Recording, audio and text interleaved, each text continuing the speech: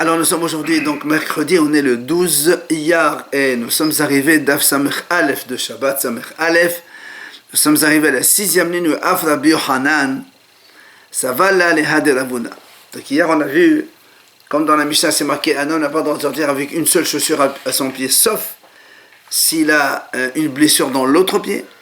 Et donc l'Agmara a posé la question, donc quand il a un pied blessé, dans quel pied il met la chaussure? On a vu Mahlok et Ravuna, il a dit, la chaussure il la met là où il y a le pied blessé, comme ça le protège contre donc là où il va poser son pied blessé, la route, les pierres, cailloux, etc. Alors que Hiya Barav, il a dit non, la chaussure il la mettra dans le pied qui est en bon état. Parce que lui il pense que la chaussure c'est un confort, donc il la met dans le bon pied, mais dans l'autre pied où il y a le pansement, il ne peut pas mettre la chaussure. Maintenant, l'Agma a dit Rabbi Yochanan, ça va là les Hade Ravuna. Rabbi Yochanan aussi, il pense comme Ravuna. C'est-à-dire la chaussure, on la met là où il y a le pied blessé. Comment on a vu ça? On a vu que Rabbi Yochanan, une fois, il a dit à Rav Shamen, Havle Mesanai, donne-moi mes chaussures. Et il y a Havle Diyamin. Et lui, il lui a donné la chaussure de droite. Amale, alors du coup Rabbi Yochanan il lui dit, Asito Maka, si tu me donnes la chaussure de droite, ça veut dire que tu transformes ce pied-là comme là où il y a la blessure. Parce que Rabbi Yochanan il pense que quand on met les chaussures, on met d'abord la gauche et ensuite celle de droite. Alors si tu me donnes celle de droite, donc je ne peux plus mettre celle de la gauche. Donc si je ne mets pas dans celle de la gauche, ça veut dire que si je mets la chaussure dans le pied droit, c'est comme si que c'est le pied droit qui est lui-même, il est blessé. Non, lui il dit non. Alors là, moi, a dit, pourquoi tu dis ça? Peut-être que Rabbi Yochanan aussi pense comme Rabbi Hiya Barav, comme quoi on met le pied dans la chaussure dans le pied intègre. Quand il a dit Asito Maka, Asita shel small Maka, ça veut dire tu fais comme si que c'est le pied gauche qui a une plaie. Et comme tu m'as donné celui de droite, c'est là-bas où je ne vais pas mettre. Puisque je vais mettre dans celui de droite, alors c'est celui de gauche qui est blessé, donc je ne mets pas là-dedans. Quoi qu'il en soit, l'Agma a dit, pourquoi on a dit tout ça? Parce que Rabbi Yochanan il a dit, Rabbi Yochanan, kitfilin kach menalin, comme les tefillin, les chaussures, c'est-à-dire ma tefillin bismol, af menalin bismol. De la même façon, quand on met les tefillin, on les met dans le bras gauche. Quand on met les chaussures aussi, on commence par mettre les chaussures du pied gauche. Alors sur ce, l'Agma a dit, mais TV, on objecte, pourtant il y a une braïta qui dit Kishihu Noël shel yamin, v'hakar Noël shel semol. La braïta dit clairement, quand on veut mettre les chaussures, on met la chaussure d'abord de droite, de droite c'est ça, et ensuite on met la chaussure du pied gauche. Alors comment Rabbi Yochanan dit on commence par le pied gauche? Viens l'Agma a dit Amar Rav Yosef. Rav Yosef dit Hashta Detaniahachi. Puisqu'on a une braïta qui dit ce qu'on vient de dire, comme quand on met d'abord la chaussure au pied droit. Amar Rabbi Yochanan Achi, et Rabbi Yochanan il a dit on met celle de gauche en premier. Avad Achi, Avad ou Avad Achi, Avad. Celui qui veut faire comme la braïta il fait, celui qui veut faire comme Rabbi Yochanan il fait. Attends. Amar et Abaye. Abaye lui dit mais pourquoi tu dis ça? Dilma Rabbi Yochanan Hamad Nitala Vashamiale. Peut-être que Rabbi Yochanan ne connaissait pas cette braïta. C'est pour ça qu'il a dit on commence par la gauche. Mais et peut-être que s'il avait entendu cette braïta, alors il serait revenu sur ce qu'il avait dit. Et il dirait comme la braïta, on commence par le pied droit et ensuite le pied gauche.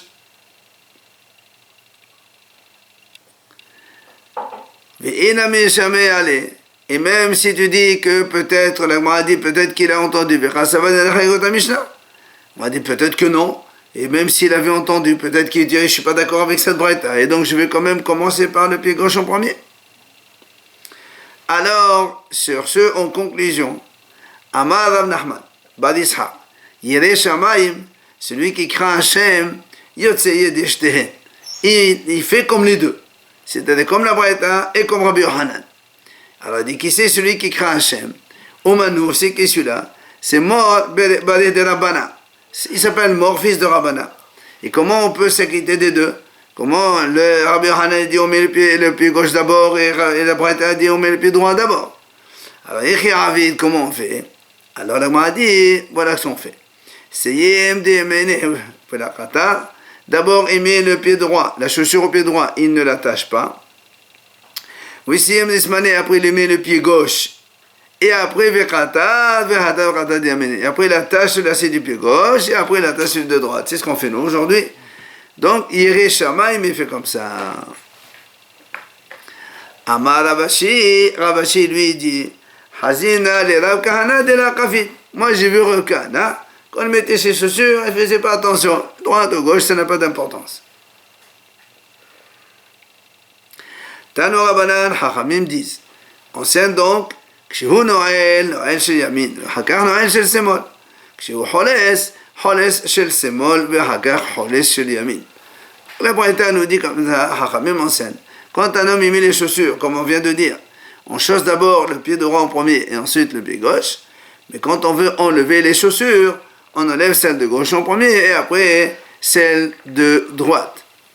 Pourquoi? Parce qu'on veut toujours laisser la droite kavod mechobedet avec la chaussure. On détache la gauche aussi. Hein? On détache la gauche, les lacets. Les lacets? En premier. Non, on fait tout la gauche en premier et la droite en second. Maintenant, la Gemara continue. Quand un homme il se lave, eh bien, par exemple, il lave les mains. Il lave d'abord la main droite et ensuite la main gauche. Quand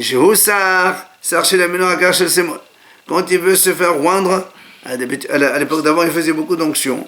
Là aussi, c'est pareil. Il commence d'abord par celle de droite et ensuite celle de gauche. Maintenant, la Gemara dit, c'est la source pour le gofo, et celui qui veut oindre tout entier, le corps entier, il commence d'abord par sa tête en premier, puisqu'on n'a qu'une seule tête, il n'y a pas droite-gauche.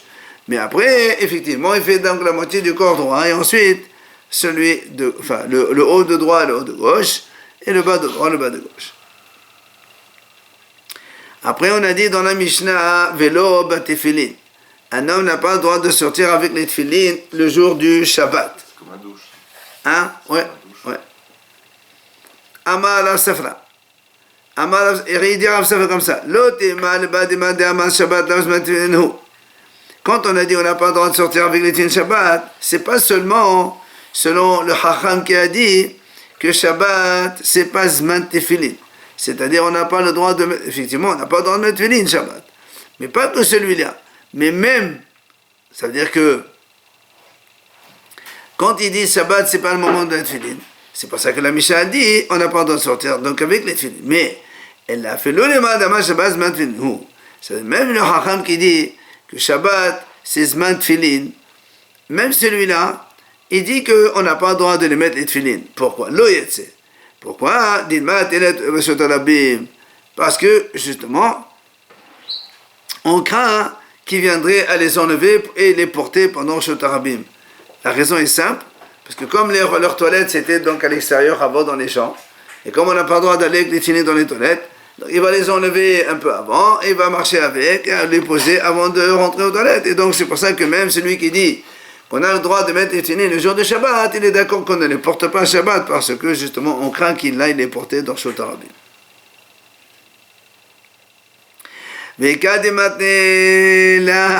Certains disent que cet enseignement était sur la Sefa. C'était donc quand dans la Mishnah on a dit c'était dans la Mishnah on a dit que même si quelqu'un est sorti avec des tefilin, il n'est pas Hayav Hatat. Puisqu'on vient de dire que la crainte, c'est quoi? C'est que la Ramim font Xéra de peur que s'il aille aux toilettes, il va les enlever. Donc c'est deux peurs. Donc dans ces cas-là, il n'y a pas de Hayav Hatat. Et sur ce, Amar Rav Safra il a dit,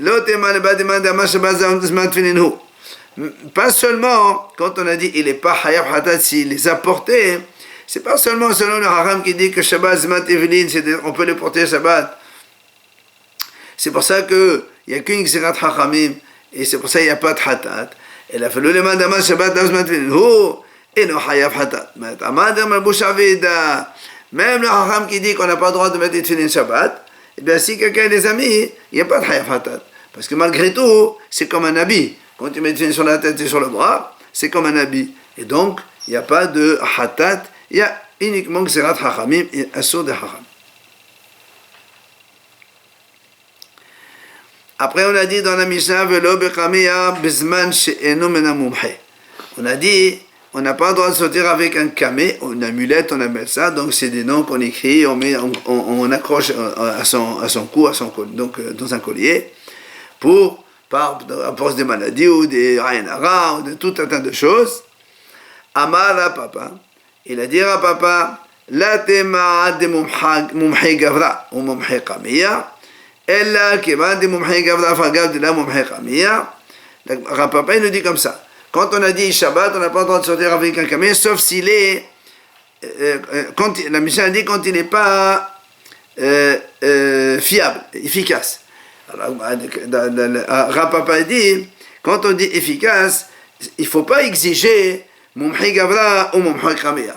C'est-à-dire celui qui l'a fait, il est efficace, et le camé, il est efficace. Alors qu'est-ce qu'on dit quand on parle d'efficacité, c'est-à-dire que ça a fait la preuve 3 fois. C'est-à-dire, tu ne vas pas exiger que le monsieur qui a fait ça, il a déjà fait 2 autres et ça a marché pour d'autres raisons. Et celui-là, celui qui a fait, il a été efficace 3 fois pour la même raison. Par exemple, il a fait un pour la Aïnara et ça a marché sur 3 personnes. Un autre pour une autre raison, ça a marché pour 3 personnes. Et un autre, ça a marché pour 3 personnes. Il ne faut pas dire ça, papa, il ne faut pas exiger tant que ça. Et là, il dit, Kevan, donc ça suffit que l'homme lui-même qui a fait ça, il a déjà éprouvé son efficacité. C'est-à-dire, il a déjà fait 3 camés différents, un pour chacun. Donc, et ça a marché. Donc, on voit que le monsieur, quand il fait ça, c'est efficace. Même s'il n'a pas encore prouvé le camé et son efficacité sur les 3. C'est-à-dire, le camé lui-même, il a essayé une fois et ça a marché. C'est pas obligé qu'il marche 3 fois. Vu que le monsieur, il a montré que 3 fois, il a fait 3 camés différents pour des raisons différentes et ça a marché, ça suffit. Daïkanami, on m'a dit la preuve, c'est que des katan et velo bekamé en bisman chez enom en amumhe. Velo katan et bisman chez enom mumhe. Shmamina. Et de la preuve, c'est que dans la Mishnah, il n'y a pas marqué, il faut que le camé il soit efficace. Il faut que le camé, il y a marqué dans la Mishnah, on n'a pas le droit de sortir avec un camé qui vient de quelqu'un qui n'est pas efficace. Donc, on exige surtout le monsieur qui a fait ça, il doit être efficace. Donc ça veut dire qu'il a prouvé son efficacité à 3 reprises. Là, dans ces cas-là, on peut porter son camé, même si le camé lui-même, il n'a pas prouvé efficacité 3 fois. Tano Rabanan Hachamim enseigne. Ezeo Kameya Mumhe. Qu'est-ce qu'on appelle Kameya Mumhe? Donc un camé qui est efficace et donc qu'on a le droit de porter le jour de Shabbat. Elle répond Kol Shiripa Veshana Veshilesh. C'est-à-dire donc, un camé qui a soigné 1, 2 et 3 fois. Donc le même camé, il a été efficace à 3 messieurs différents. Alors dans ces cas-là, le camé est efficace. Hein? On a dit, c'est un. Les rabbinim, les kabbalistes, ils écrivent un petit nom dedans, ils enferment dans un petit sachet, et les gens, ils l'accrochent sur eux. Ça sort de quelque chose. Ah bah oui, ça marche, bien sûr, ça marche. Quand ça marche, c'est quand c'est écrit par des rabbinim, des vrais, quoi, pas des charlatans. C'est pas vaudin. Ah non, non. Ça marque, Camille, c'est marqué. Bon, après, c'est dit, tout le monde l'avait. Bien sûr. Alors, la Gemara dit Ehad Kamiya shel Ketab, Ehad Kamiya shel Eqarin, Ehad Ole sheyesh bo sakana, Ehad Ole sheyesh bo sakana, Lo shenerpa ella shel l'ERP. La Gemara dit donc ces camés là, ça peut être un camé écrit, c'est-à-dire on écrit sur un parchemin des noms un peu des Kabbalah, ou bien Kamiya shel Eqarin, ou au contraire, on met un petit sachet, on met là-bas des petits encens, des trucs différents, des herbes différentes, ou encore ce camé peut être utilisé pour un malade, il y a danger ou malade qui n'a pas de danger. Donc on peut l'utiliser pour les deux. Et encore, vélo, ce n'est pas. Et la c'est pas forcément quelqu'un qui est déjà tombé malade, c'est pour ça qu'on l'autorise à mettre un camé. Même quelqu'un qui veut mettre ça pour ne pas tomber malade aussi, ça marche. Et quand ça marche, on a le droit de le porter Shabbat. Il dit, c'est-à-dire que le camé, on peut l'ouvrir et l'attacher, même dans le Rshot Arabim. ובלבד שלא יכשרנו בשיר ובטבעת ויעשה בו משות הרבים משום מראית העין. Il dit, mais tu n'as pas le droit de l'attacher dans un bracelet ou dans une bague et sortir avec comme ça dans la rue, parce que les gens, quand ils voient ça, eh bien, ils vont croire que c'est un bijou, et or, ça, c'est pas un bijou, c'est quelque chose qui est fait à visée médicale, donc ça se met pas comme ça. Et la Gemara pose une question, comment tu dis, la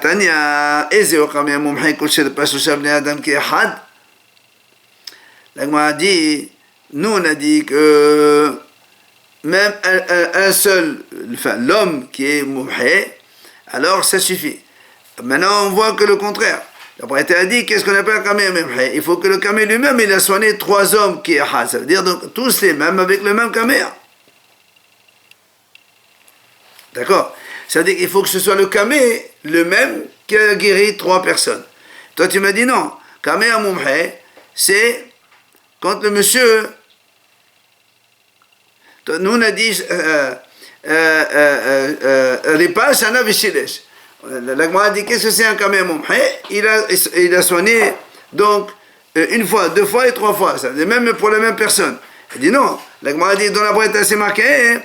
il faut qu'il ait soigné 3 hommes différents. Alors la Gemara lui répond, elle dit non, ça c'est pas une question. La kasha, pourquoi? Elle a dit, quand on a dit ici, ce pas sous Shavnei Adam, il a guéri 3 personnes, ça c'est pour dire Mumhe Gavra, c'est-à-dire celui qui a écrit, lui il a montré son efficacité. Et donc à partir de là, tout ce qu'il écrit, c'est valable et on peut porter ce kamé. Alors que l'autre, les mahoyek mira, le premier c'était quand le même kamé, il est efficace premier, deuxième et troisième, même sur la même personne, ça c'est que le kamé, il est efficace. Amara, papa, il a dit à papa, Pshitali, tlat kamea, les tlat gavri, tlat zemne, et mahay gavra ou et mahay kamea. Papa, il dit comme ça. Si on a 3 kamés, qu'on a donné à 3 donc personnes, et chacun il a marché 3 fois, alors dans ces cas-là, bien sûr, c'est efficace. Donc les deux, ils ont prouvé leur efficacité, aussi bien le monsieur qui a écrit que le kamé lui-même. Donc ça c'est quand le kamé a donc 3 kamés différents, qu'on a donné à 3 hommes différents, et chacun il a fait 3 fois son efficacité. Donc l'homme il est efficace, et le kamé aussi il est efficace. Ça, c'est Rapapa, il dit pour lui, donc ça, c'est évident.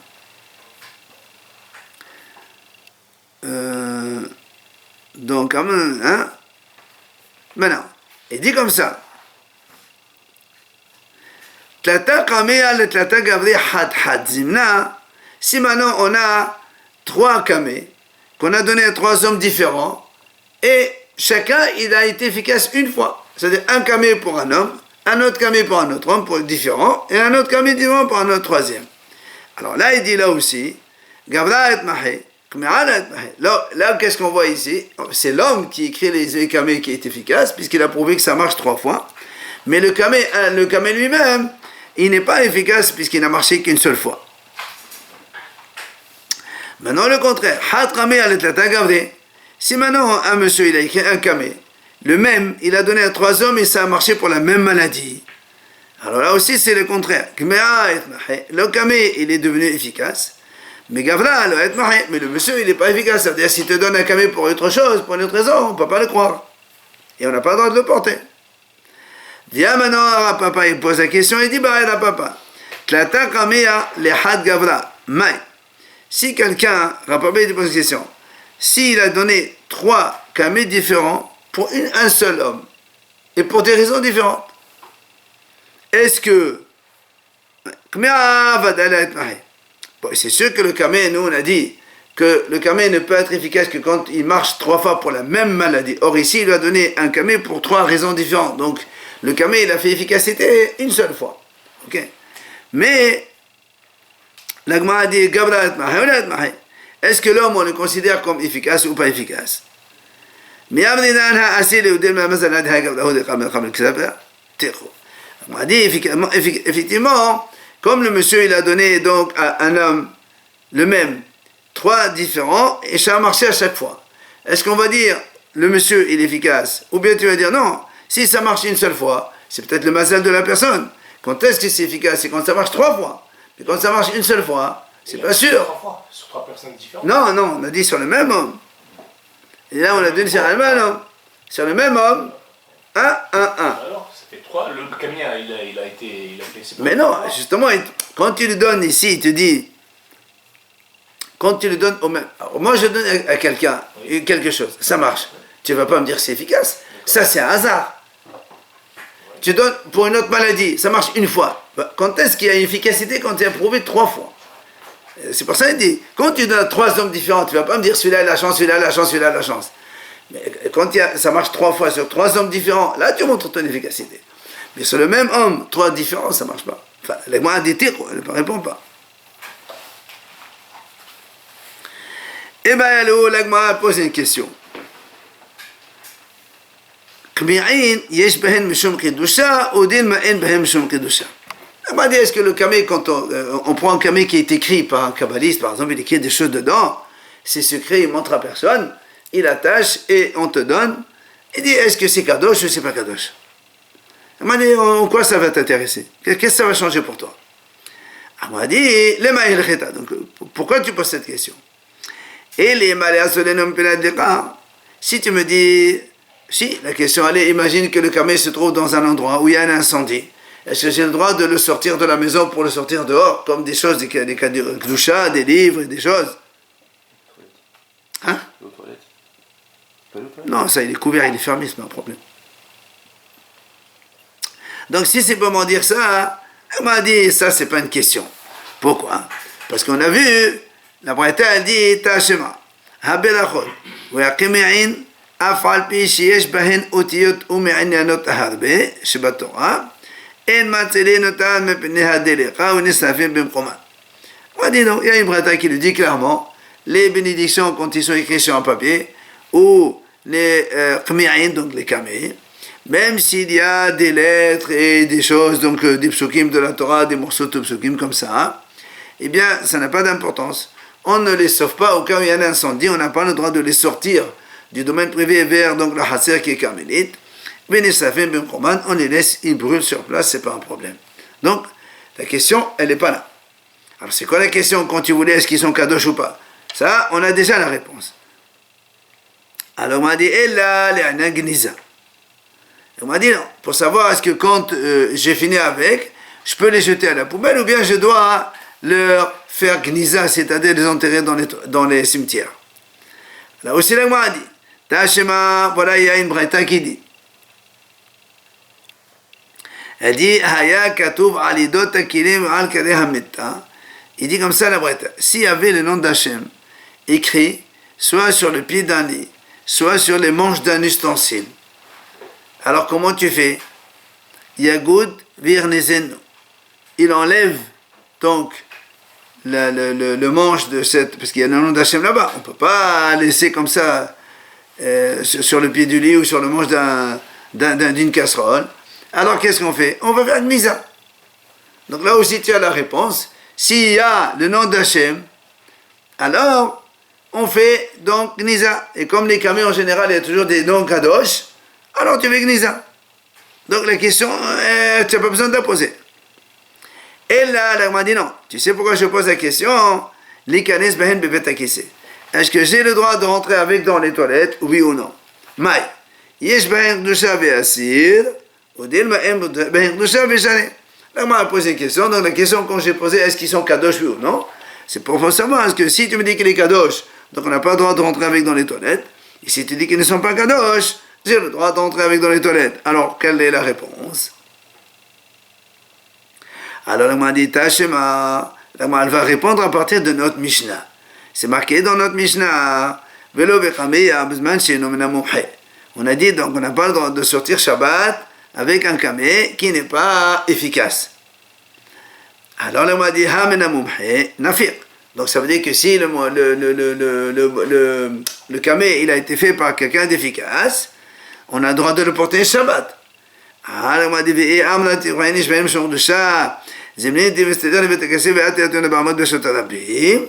on m'a dit mais si tu me dis que ils sont écrits avec des noms kadosh là-bas, alors l'agma a dit il y a un problème. Pourquoi? Parce que quand ce monsieur il va aller aux toilettes, et comme les toilettes c'était dans la rue avant, alors il va les enlever, il va les porter les tefillin katamot b'shot harabim. Donc tu vois bien que quoi? Que à partir de notre Mishnah on déduit que il y a kedusha puisqu'il faut les enlever avant d'aller aux toilettes.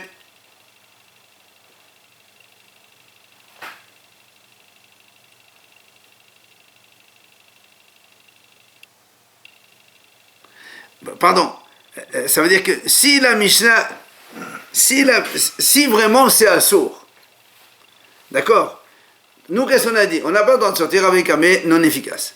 C'est-à-dire qu'avec un efficace, on a le droit de sortir. Pourquoi tu as le droit de sortir? Tu ne crains pas que quand il va aller aux toilettes, il va l'enlever, il va les porter, puisque c'est un nom kadosh là-bas. Si tu ne crains pas, c'est que c'est motard d'entrer avec dans les toilettes. Donc la réponse, elle est là. On peut rentrer avec dans les toilettes. Alors là, on a dit non, ça c'est pas une preuve. Pourquoi? On m'a dit peut-être que là, dans la Mishnah, on parle de kameh avec des herbes, pas avec des noms. Et alors peut-être que là-bas, c'est pour ça qu'on a dit dans le cas où il y a des herbes, donc c'est pas un problème, tu rentres avec dans les toilettes, c'est pas un souci. Mais si c'est avec des noms, peut-être que dans ces cas-là, c'est assaut. Alors on m'a dit non, tu peux pas me dire ça. Pourquoi? Parce qu'on a vu une braïta tout à l'heure. Il y a marqué il y a marqué que le kameh il soit avec des noms sacrés ou le kameh il soit avec des encens. On a dit la même chose, ils sont tous les deux la même chose. Alors là on m'a dit tu sais quoi, c'est même pas une preuve. Pourquoi? Et la il dit parce qu'ici on parle de quelqu'un, un malade qui est donc sakana. Et quand il est malade sakana, dans ces cas-là même s'il y a un non kadosh, il a le droit de rentrer avec dans les toilettes puisqu'il est sakana. Il va pas, si tu enlèves ça, il va mourir, on peut pas ça. Donc c'est pas une preuve. Alors on m'a dit non. Il dit mais la braïta, on a vu nous-mêmes. C'est marqué on a le droit de sortir avec un kameh mouhé, qu'il soit malade, sakana, danger ou même non danger. C'est la même chose. Donc tu vois bien que la braïta elle parle dans les deux cas, il n'y a pas que. Donc, toi tu m'as dit peut-être là-bas c'est les herbes, non, et on parle de kadosh, et même quand il n'est pas malade, et la braïta elle a autorisé quand même. Et là, l'agma dit non. Qui va démasser, enfin, garde de la tête de la Mishnah d'ami.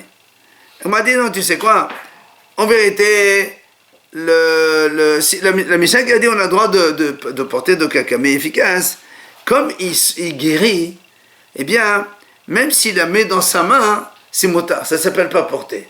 Et donc, c'est pas une preuve.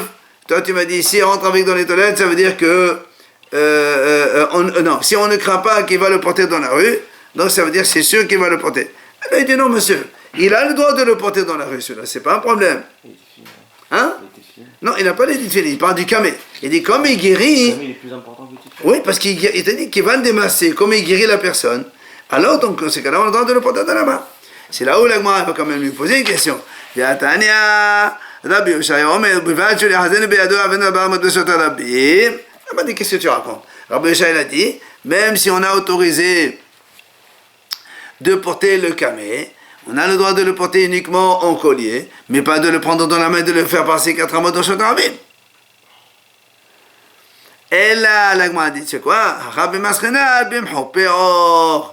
L'agma a dit, tu sais quoi? Ici, le kameh, il est enveloppé. C'est pas qu'il y a un morceau de nom d'Hachem, chez parchemin, qui est découvert comme ça. Il est enveloppé dans un petit sachet comme ça, en cuir. Et donc, c'est pour ça que comme il est là-bas, il peut entrer dans les toilettes, c'est pas un problème, puisqu'il est recouvert. Alors, il m'a dit, comment? ועלי תפילין תמחום בעוב ותנן נכנס לבית הכיסא חולס תפילין ברחוק 400 ונכנס. L'agma dit pourtant les tefilin aussi c'est pareil. Il y a les 4 parchemins, ils sont là-dedans, ils sont complètement couverts par les cuirs. Et pourtant c'est marqué, on n'a pas le droit de rentrer dans les toilettes avec ces tefilin. L'agma dit non. Là-bas les tefilin c'est différent. Hata mishum shin. Il dit non, là-bas il n'y a pas qu'à cause des parachutes, des parchemins qui sont à l'intérieur. Parce que dans le boîtier des tefilin, il y a aussi le shin. Vous voyez le shin dans la tête, il y a dehors le shin. Et ça c'est kadosh. Et tu ne peux pas rentrer dans les toilettes comme ça. C'est pour ça qu'on ne rentre pas dans les toilettes avec les tefilin. Mais le camé, il n'y a rien d'écrit dessus. C'est tout à l'intérieur. Et encore, elle a dit, tu vas me dire, alors le shin, c'est quoi le shin? C'est rien du tout. Il dit non. Shin c'est tefilin, halakha le Moshe Messina. Abba, il a dit, le shin de tefilin, c'est halakha le Moshe Messina. Ça veut dire que c'est très important. Et même le dalet, d'accord, quand il y a le dalet qui est dans le nœud du tefilin de la tête en arrière, c'est aussi halakha le Moshe Messina. Donc ça veut dire que c'est aussi kadosh le nœud. Il a dit que même le yud qu'il y a dans les tefilin du bras, le petit yud, c'est aussi kadosh. Donc ces tefilin, c'est pas pareil. C'est pour ça qu'on n'a pas le droit de rentrer avec dans les toilettes, même si les parchemins sont couverts. Mais il y a aussi le shin, le yud et le dalet, ils ne sont pas couverts. Donc, c'est pas pareil. C'est pour ça qu'avec le camé, on peut rentrer dans les toilettes parce qu'il est couvert, mais pas avec les tefilin qui est complètement différent. Enfin, on termine. On a dit dans la Mishnah, un homme n'a pas le droit de sortir Shabbat. Velo b'shelion, velo b'kasda, velo b'magafay. Alors, comment on explique c'est quoi ces 3 choses? On a dit shelion, c'est zarda, c'est-à-dire c'est l'armure. On n'a pas le droit de sortir avec un soldat, il ne peut pas sortir avec une armure le jour du Shabbat. Kasda, amarav sanuata, c'est le casque qu'on met sur la tête. Et dit Rashi, en fait, c'est l'amorti qu'on met au-dessous du casque comme les casques d'aujourd'hui. Il y a un amorti en tissu en dessous pour faire l'amorti. Enfin, magafayim, amara, pusmake. Ce sont donc les bottes de guerre, les bottes en métal. Tout ça, c'est des choses qu'on n'a pas le droit de mettre pendant Shabbat, puisque c'est réservé donc à l'usage de Hol. Voilà.